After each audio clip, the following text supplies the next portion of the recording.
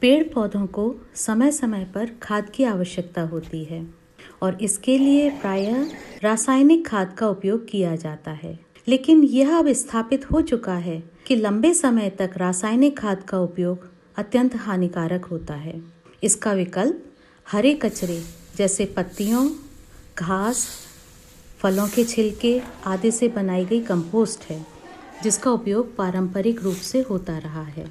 महाविद्यालय जैसे शैक्षणिक परिसरों में पत्तियों, घास आदि का कचरा प्रायः निकलता ही रहता है, जिसका उपयोग नहीं किया जाता है और ये कचरे में फेंक दिए जाते हैं या इनको जला दिया जाता है। हमारे महाविद्यालय में इसका कंपोस्ट बनाने का विचार किया गया। पहले इसके लिए ज़मीन में कच्चा ओपन कंपोस्ट पिट बनाया गया, जिसमें सारा ऑर्गेनिक वेस्ट डाल दिया गया।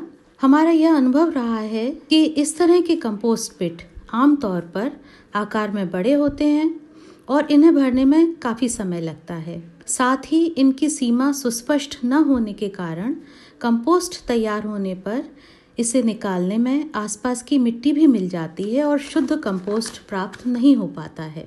इस समस्या को देखते हुए हमने एक और तरीका काम में लिया। हमने 500 लीटर की खराब हो चुके ओवरहेड टैंक के ऊपरी हिस्से को काटकर एक कंपोस्ट बिन के रूप में काम में लिया। पहले इसके पैंदे पर थोड़ी मिट्टी बिछाई गई, फिर इस पर बगीचे का सारा हरा कचरा डाला गया।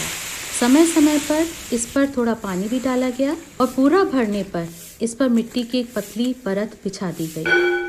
कुछ महीनों बाद इसमें बहुत उपयोगी कंपोस्ट बनकर तैयार हो गई। इस कंपोस्ट का उपयोग बगीचे के गमलों और क्यारियों में खाद के रूप में किया गया।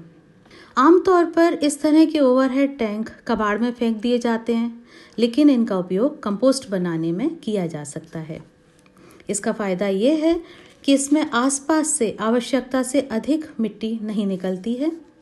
सावधानी ये रखनी चाहिए कि टंकी के पैंदे पर कोई छेद हो, जिससे खुली जगह पर रखने पर बरसात का पानी रुके नहीं। आमतौर पर ऐसे ओवरहेड टैंक में निकास के लिए छेद किया जाता है।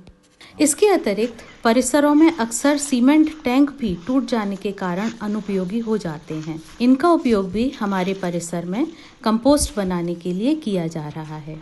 इस तरह इस गतिविधि से प्लास्टिक वेस्ट का पुनः उपयोग हो रहा है, महाविद्यालय के हरे कचरे का भी उपयोग हो रहा है और इनसे अहानिकारक कंपोस्ट खाद भी उपलब्ध हो रही है।